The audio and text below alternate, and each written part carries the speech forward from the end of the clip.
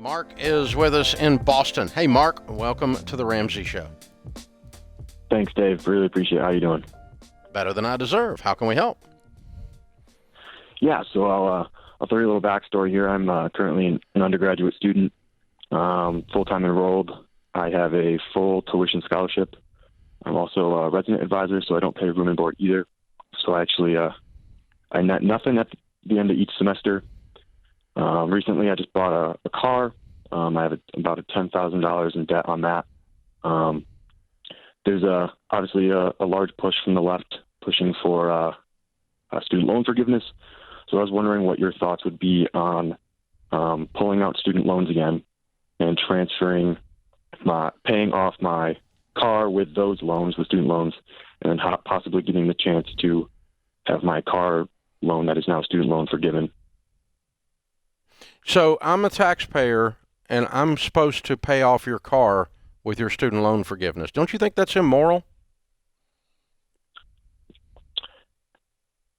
Yeah, a little bit, but at the same time, it's yeah, a little bit. If the opportunity is there, if the government's going to be deciding to start handing out money left and right, why not take the opportunity? So let me tell you, there was a book out several years ago called Millionaire Next Door by a man named Tom Stanley, who passed away. It came out in 1992. He did a book later called The Millionaire Mind. The Millionaire Next Door, he studied millionaires. The Millionaire Mind, he studied people that had $10 million, decamillionaires. And he looked for the he looked for the correlating statistical points. He was a researcher in people that had $10 million or more. And he found demographic similarities. He found career similarities, and he found 38 statistical points of reference that indicated, they were causal, that indicated that if you had a large number of these, you would have a high indicator that you were heading towards $10 million or more. And he listed them in order of the first one. In other words, number one was the most often occurring, 38 was the least often occurring out of the 38 points. You understand what I'm saying? And let me tell you what number one was. Fanatical levels of integrity. You need to visit that and sit on that. Because when you do not have fanatical levels of integrity, you are missing the number one correlating data point towards building wealth. Versus how much can I scam the American taxpayer out of and get me a free car? Dude, that's just wrong. Yeah. It's just wrong. So, no, you should not do that.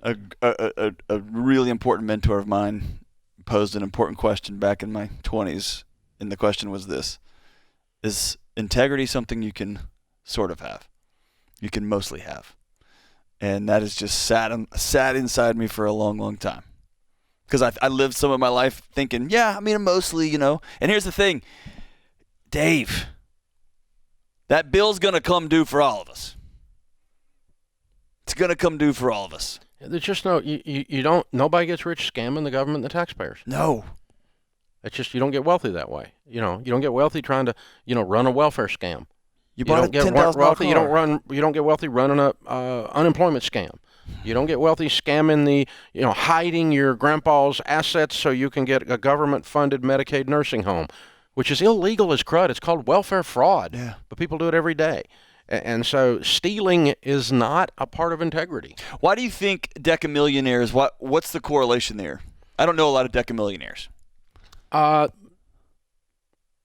ones that I know anecdotally line up with that. I mean, everybody knows, any group of people, you can put them in a room and there's one, idiots in every group. There's a jerk, right? That's right. There's somebody that doesn't have integrity. So not all decamillionaires do, but there's a high correlation to that.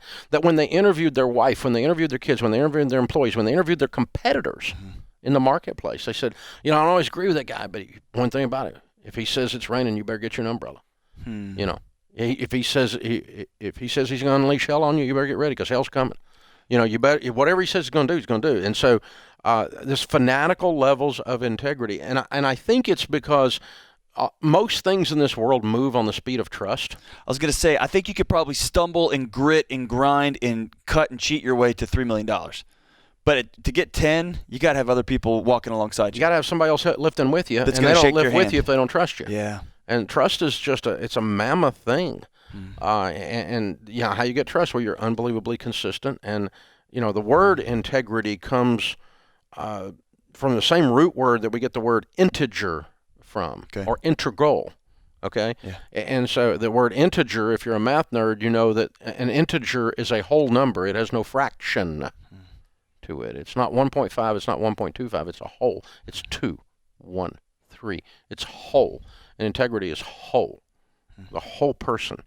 And it's not like, well, I don't cheat on my wife, but I do cheat on my taxes. You're just a freaking cheat. It's just a matter of time before it's revealed somewhere else. It's because it's that whole. And the interesting thing about this is, the reason I'm wearing this young man out is directly and indirectly, and people in our audience simultaneously, is that it's a choice. You can grow up being a cheat and just decide. I'm done. Characters in the Bible, Jacob. I'm done. Jacob did it. Yeah. He was known as the deceiver in the Bible. And then he became a man of integrity. You can just say, as of today, I have integrity. You can just decide. Yeah. You can't decide I'm beautiful. You can't decide to grow hair. I've tried. But you can just decide I'm going to have integrity. I was going to tell the truth. I'm going to be a man. I'm going to be a woman that can be counted on. And so once I got all that dialed into my head, you know what I pay on my taxes? Every stinking dime I owe. Exactly. We don't have a side set of books like we don't count the cash. We count the cash. The cash is part of the profit. It's taxable income in America. When you make a cash profit on something, you can hide it. But the law says, and my integrity says when I sign that tax return, that it's real. Now, I hate taxes, and I don't pay a dime more than I have to, and I spend money with accountants trying to legally use everything in the law to not pay it. Right. But once I know what's owed, if I ever get audited, come on over. Be a hot knife through butter, because it's all right there, baby. Yeah. I got nothing to hide. And my guess is your heart rate runs a little lower. You you sleep a little at better. night. You sleep at night. Well, the whole thing, I don't have to try to remember what I said, because whatever I said was what I said. Right. Huh. And it's like we were digging around in the warehouse. We closed up a warehouse this week, and they brought some of the old files over. And I found a file in there. I was going through them this morning with my assistant, trying to figure out what to throw away. And there's a file from 1999 with hate mail. And I can't wait to read that. She gets all my hate mail anyway, because they mail it and it comes here. And so she's like, this is the same thing they say right now. They hate you for exactly the same reason that they did in 1999. I think we need to read it on the show. Oh, I do need to do. I'll bring the file down next week. We'll do that. Yeah, that's a good idea. But I'm unbelievably consistent. I'm even hated for the same reason. Next week, we're going to do an episode on my show, James, of just that. 40 minutes of reading letters. It's going to be fantastic. We're all going to feel better about ourselves after that. Well, we used to read mean tweets, but now that's all there are. So it would be all you'd have to do is open up Twitter. Now we read nice tweets. That's right. Yeah, because they're the rare ones. There's three of them. That's right. Three of them. Twitter is troll land. But, the thing is that once as a young guy I figured out reading these people and understanding these people, and it became a part of my faith walk too, to tell the truth, to be the truth, to be consistent. It does get easier. It's hard in the moment. I mean, he's got $10,000 in debt now. Yeah, that might have gone away if Biden makes student loans go away. Right. But that's like fraud. Yeah. If you hide assets so that you can get government money, that's illegal.